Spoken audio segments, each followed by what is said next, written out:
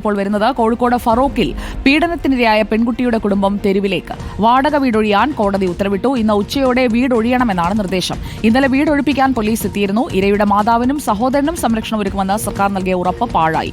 വാടക കിട്ടാത്തതിനാൽ വീട്ടുടമ കോടതിയെ സമീപിക്കുകയായിരുന്നു. പീഡനത്തിനിരയായ പെൺകുട്ടി ആത്മഹത്യ ചെയ്തതാണ്. അവർക്ക് ഈ വീട് ഒഴിഞ്ഞെടുക്കണമെന്ന് പറഞ്ഞ് വനിതാ പോലീസും അല്ലാത്ത പോലീസുകാരൊക്കെ വന്നുങ്ങാണ്ട് എന്നെ ഒഴിപ്പിക്കാൻ നോക്കാണ്, എന്നെ കൊണ്ട് ഒപ്പിടിക്കാൻ നോക്കാണ്. ഒപ്പിടിച്ച് കണ്ടു കഴിഞ്ഞായിരുന്നു ഞങ്ങളല്ലെങ്കിൽ കോടതിയിൽ സാധനങ്ങൾ മുഴുവൻ കോടതിയിൽ കണ്ടു കെട്ടണം, എല്ലാം അവിടെ കൊണ്ടുപോയി കൊടുക്കണം. ഇല്ലെങ്കിൽ വീട്ടിൽ നിന്ന് സാധനങ്ങളൊക്കെ എടുത്ത് മാറ്റണം, ഇല്ലെങ്കിൽ ഒക്കെ കോടതിക്ക് കൊണ്ടു കൊടുക്കണം എന്നൊക്കെ പറഞ്ഞിപ്പോൾ ഇവിടുന്ന് വിളിച്ചുങ്ങാണ്ട് എല്ലാം പറയുന്നുണ്ടായിരുന്നു. കോടതിയിൽ കൊടുക്കുമ്പോൾ വരെ കേസ് കൊടുക്കുമ്പോൾ വരെ വാക്കാലെ പറഞ്ഞിങ്ങാണ്ട കൊടുത്ത് ഒരു എഗ്രിമെന്റ് എഴുതിക്കാണ്, എഗ്രിമെന്റ് കോപ്പി തരാൻ പറഞ്ഞിട്ട് അതുപോലെ ഓലിക്ക് തന്നിട്ടില്ല. എന്ന് വെച്ചാൽ ഓൽക്ക് എന്തെങ്കിലും തെളിവുണ്ടാകുമെന്ന് വിചാരിച്ചിട്ട് ഓലൊന്നും തന്നിട്ടില്ല. വി എസ് രഞ്ജിത്ത് നമുക്കൊപ്പം ചേരുന്നു. V S Ranjith, good morning. രാവിലെ ആ ഉമ്മയുടെ കണ്ണീരാണ് നമ്മുടെ മുന്നിൽ വന്ന് വീഴുന്നത്. ഇരയുടെ കുടുംബത്തിന്, അതായത് അമ്മയ്ക്കും സഹോദരനും ഒക്കെ സംരക്ഷണം ഒരുക്കുമെന്ന് പറഞ്ഞിട്ട് അവരിപ്പോൾ തെരുവിലേക്ക് ഇറങ്ങേണ്ട അവസ്ഥയാണല്ലോ. എന്താണ് സംഭവിച്ചത്?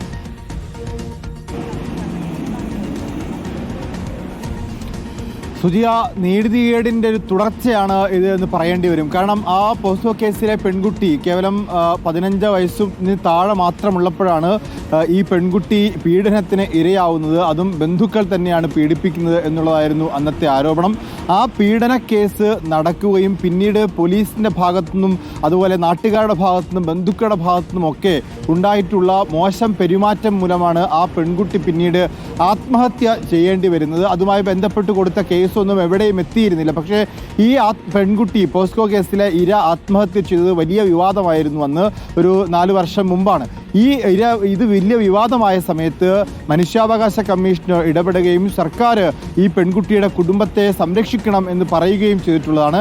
ഈ പോസ്കോ കേസിലെ ഇരയായിട്ടുള്ള പെൺകുട്ടിയുടെ ഉമ്മയും അതുപോലെ തന്നെ ഒരു കുഞ്ഞനിയനും മാത്രമാണ് ആ വീട്ടിലുള്ളത്. അവർക്ക് മറ്റ് ബന്ധുക്കളുടെ സഹായമില്ല, വീട്ടിൽ ഉപ്പയില്ല.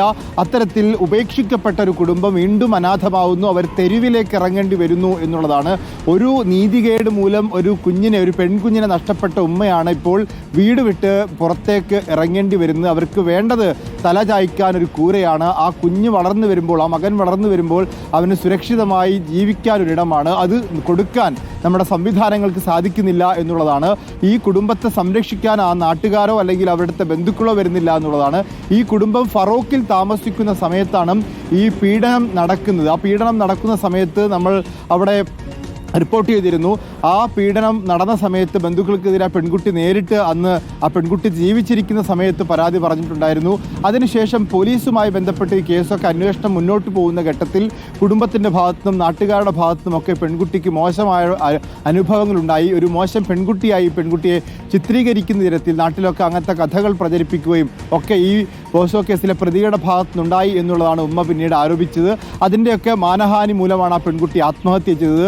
ആ പെൺകുട്ടി ആത്മഹത്യ ചെയ്ത സംഭവം വലിയ വിവാദമായതിനെ തുടർന്ന് പിന്നീട് ആ കുടുംബത്തിന് വലിയ സംരക്ഷണം കൊടുക്കുമെന്നും മനുഷ്യാവകാശ കമ്മീഷൻ ഇടപെടുമെന്നൊക്കെ പറഞ്ഞിരുന്നു. കമ്മീഷൻ ഇടപെടുകയും ചെയ്തു. കമ്മീഷൻ്റെ ഉത്തരവ് മൂലമാണ് സർക്കാർ അവർക്ക് സുരക്ഷിതത്വം കൊടുക്കാമെന്ന് പറഞ്ഞത്. പക്ഷേ ഇപ്പോൾ 4 വർഷം കഴിയുമ്പോൾ വീണ്ടും അവർ വാടക വീട്ടിൽ തന്നെയാണ്. ആ വാടക ആരും കൊടുത്തിട്ടില്ല. വാടക കൊടുക്കാത്തത് മൂലം വീട്ടുടമ കോടതിയെ സമീപിച്ചു. കോടതി ഇപ്പോൾ അവരോട് ഇറങ്ങിപ്പോവാൻ വേണ്ടി ആവശ്യപ്പെടുന്നു. കോടതി ഉത്തരവുമായിട്ടാണ് ഇന്നലെ പോലീസ് എത്തിയത്. ഒരു ദിവസം കൂടി സമയം ആവശ്യപ്പെട്ടു.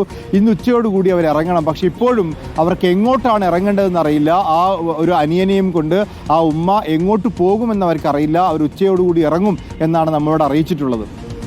ഓക്കെ, അതൊരു സങ്കടകരമായ കാര്യമാണ്. അവർക്ക് ഒരു പാർപ്പിടം ഒരുങ്ങേണ്ടതുണ്ട്. വി എസ് രഞ്ജിത്ത്, അതിനൊരു നടപടിയാകുമോ എന്നറിയാൻ നമുക്ക് ഒന്ന് പരിശ്രമിക്കാം. ഇപ്പോൾ ആ കുടുംബത്തിൻ്റെ കാര്യത്തിൽ സർക്കാർ കൊടുത്ത ഉറപ്പ് അത് പാഴായിരിക്കുന്നു എന്നതാണ് ഇപ്പോൾ കണ്ണീരോടെ അവർ നമ്മുടെ മുന്നിൽ വന്ന് പറയുന്നത്. കോടതിയുടെ മുന്നിലേക്ക് വീട്ടുടമയുടെ ഹർജി എത്തുമ്പോൾ അതിനനുസരിച്ചുള്ള വാടക കൊടുക്കാത്ത ആളുകളെ അവിടെ തുടരണം എന്ന് പറയാൻ കോടതിക്കും കഴിയില്ലല്ലോ. റിപ്പോർട്ടർ